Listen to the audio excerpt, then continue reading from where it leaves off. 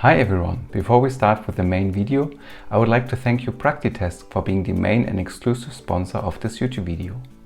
Practitest has the mission to provide a platform to help organizations to manage their software development and software development process with transparency and confidence. Practitest offers a wide range of test management tools to bring your entire QA operation into one shared space. With a test management solution, you will get a centralized QA hub to keep an eye on coverage, traceability of your project. You can manage all your testing efforts in one place.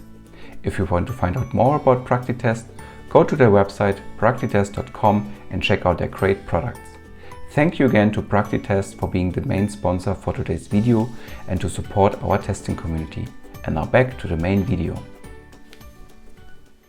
Hi and welcome back to my YouTube channel Software Testing.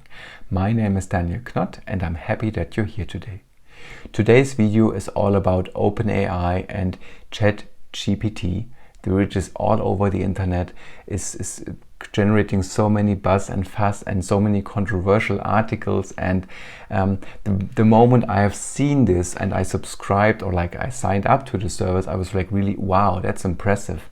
This can really be the next big thing and could change also our software testing industry. And when I was browsing the internet, I found some really interesting numbers. I'm sharing here my Twitter feed.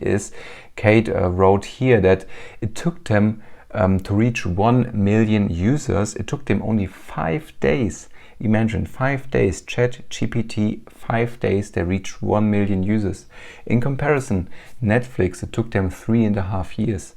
Facebook, 10 months, Spotify, 5 months, Instagram, 2.5 months. And these are all services and products that we're using on a daily basis. And ChatGPT reached it in 5 days. Of course, to be honest, we have to also step back, say, okay, it was hyped, it was pushed all over the internet, but it can bring a lot of potential to our craft. But also we have to be curious, and we also have to be we have to be on the lookout. What are the things that are coming around, or what is the result of ChatGPT as an answer, yeah? And the moment I was seeing it, I would like to, I need to do a video for you to explain you what you can do for software testing and what can it help us in terms of learning and education. And I found that Joe was doing a video already on his YouTube channel about it, and I really liked the video. And he was talking about how ChatGPT impacts automation, performance and security testing, and I really enjoyed the video. Thanks Joe for bringing it up. The video, I will not go into every details. I'm not doing a reaction video on that. I will link the video down in the video description. Make sure to go there to say hi to Joe, thank him for the great video. However, one thing that I found really interesting, and that's why we should be careful when we use hyped products like openAI, for example. And Joe brought a really nice example from James Bach. I bet we all know James, right? And he was talking about, he was playing with ChatGPT, and he was playing around with it with the playground and so forth and so forth, and he found some really interesting results which were completely wrong. So for example, he was asking the chat to hey, who's the creator of rapid software testing, and so forth and so forth. And then at some point the tool answered he, James, is the founder of rapid software testing methodology and the co-founder of the ISTQB. I really had to laugh, because for those of you who know James, the tool is completely wrong, because James is not the person who is actively, let's say so, promoting ISTQB. Let's phrase it like that. And this brings me to the point that we should not trust the tool that just comes around the corner, and we should still use our thinking skills, our brain to question the results. However, ChatGPT can offer a lot of potential for us as software testers.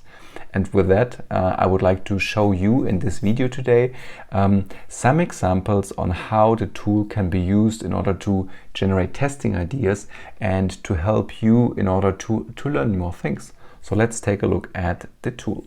So the first question that I asked the tool, like not the first one, but now for this video, it's like, hey, what is openAI? And here's the result. Just summarize it, like the goal of openAI is to develop and promote AI technologies that can be used to benefit humanity as a whole. This sounds good. I hope it will remain like that.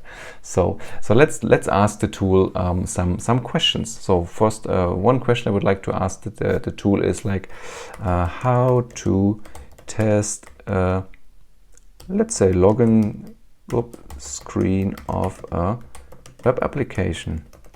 Yeah, so pretty basic, simple question, and we hit enter. So we have to wait, and so it says here some steps you can follow to test a login. First, verify the screen is accessible, reach every time on the main page. Check that the login screen has the necessary fields, such as username, password field, and also the according labels. Then it recommends us to enter some test data, like username, password, such as known username, valid, so basically valid inputs. Yeah. It also says that, hey, check the login process is successful, and then try to enter some invalid data, and so forth and so forth. And you see it's finished. Then you can also, it also suggests in point 6, test the web application's error handling capabilities.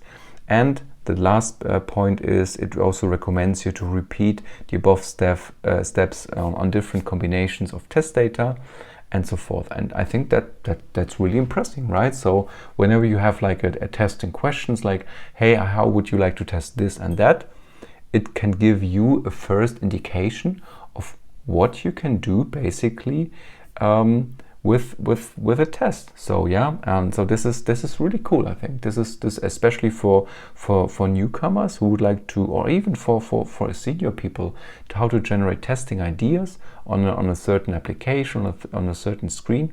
This can be really helpful. So another question that I asked then afterwards is, what test data would you recommend for the login test? So let's say, so because he was mentioning, or the tool, not he, the tool was mentioning like, hey, use different invalid and valid combinations. So let's ask the tool. So there's the result. When testing login screen of a web application, it's Verity. Okay, that's something that's a generic text, I would say. A valid username combination, negative test,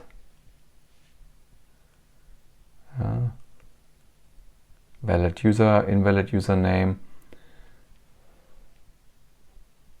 So you see blank username, blank password. This is a negative test that verifies the login process is unsuccessful. Long username and password to test the boundaries. Oh, that's pretty impressive, I would say, right? Short usernames and so forth and so forth. For me, perfect. Yeah, I like it. I like what I see. It's not fault. It's not completely wrong. It also suggests special characters and so forth. And I would say that that's pretty impressive in order to generate some easy ideas for test data. Of course, this is a really basic example, but it should show you what you can do in order to generate those test ideas. Yeah, so that's the really cool part. One thing that I really liked about the tool is, and I think it's also really highly appreciated by some of the developers out there, is the tool is able to code. It's able to write code for you.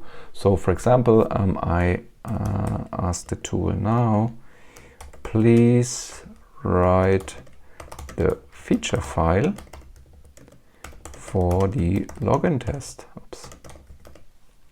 And let's go. So I haven't mentioned anything further than a feature file, and there you go. It's now writing a complete feature file with the given when then structure. And let's see what the tool is doing. So let's say we have successful login, unsuccessful login, unsuccessful login with the different variations now. So valid, invalid username and so forth. What else? Okay, I have to scroll down. There's even more unsuccessful. So all the cases that I think basically were in the questions above, like with long username, short username, the tool is now also writing in this language and in this given when then scenario. And that's, I would say, is pretty impressive, right? So it also says, okay, special characters. Of course, you have to implement then the step definitions, clear still, but that's something that is really cool. And the cool thing is you can just, if you're lazy, copy paste it, copy to your IDE, write the step definitions, or we can ask the tool to write the step definitions. Please write the test and the step definitions for the previous, or for the feature file. Let's ask him like this, or this it. Let's see what's going to happen now. So here are some step definitions. As I said, I haven't mentioned any programming language, so he's just using what is common. So here, see, there's like, okay, it's pretty basic code to enter validation here. So this is not the tool, what the tool is doing. But anyways, it gives you the frame that you can also use. You just copy paste it and put it into your IDE. But of course, you can also use GitHub Copilot, for example. So it's also doing the trick for you. Yeah. The cool thing is that if you now let's finish the tool to do so. I never mentioned any programming language for the feature file or for the implementation. So we can also say write a test class for login screen in TypeScript. Yeah, so let's see. Let's just scroll down. It's doing the same thing as well. Here's an example, blah blah blah. And now there you go. That's TypeScript code and is coding for us the skeleton, I would say, for the tests that we have to do. Yeah, see here it says navigate to page, enter username, 123 password, as doing some expect cases and so forth and so forth. And we can also say write the same class in Java. Let's see. It's still operating the first operation. So as you can see, it takes a while. Maybe we should ask him, or him, I always say him, ask the tool to stop at some point. But as you can see, I think it's crazy what the tool is offering to us as software testers. At least we can get an idea on things that we can use and we can make use of. So now, it says load failed. Maybe I was too fast. Too many requests. Okay, please slow down. So I don't want to exceed limitations today. I don't want to spam the system too much for you. But I think the main idea that I would like to do with the video is to give you an idea on the things that we can benefit from it, right? So I recommend you, if you haven't done so far, to go there and to sign up. I will make sure to put the link in the video description and to play around with it, right? I mean, see what the tool is able to offer for you, right? And I would recommend it for you to use it on maybe not on a daily basis, but whenever you have the feeling that you're missing out some creativity, ask the tool, see what the tool is replying to you, and maybe this generates some new ideas. And or if you would like to learn a new programming language, for example, ask the tool to implement an easy thing for you, like a calculator in Java, a calculator in C#, whatever is on your mind, to get an idea how it could look like. But there is a big thing to remember. Never trust the outcome of the system. I mean, that's what is in Joe's video. Take a look at it. There were a few other examples, and also the case from James, where he was mentioned as the co-founder from the ISTQB. So don't take it for granted what the tool is offering for you. Take it with a grain of salt. But I think it's a really cool thing, and I'm really looking forward what AI will bring us in the future in terms of support for our testing industry, in terms of help for whole humanity. And I'm really looking forward to it. And I think it poses a lot of nice challenges as well to us as software testers to test such a system, right? So when you are testing an AI system, for example, let me know in the comments below. I would love to talk to you to get some more insights on how to do things on the AI side. And if you like the video, leave me a thumbs up, subscribe to my channel to support me. And with that, happy that you were here. Have a nice day, a nice light, wherever you are, now go to bed. You just woke up, have a great cup of coffee. Have a great day, and bye-bye.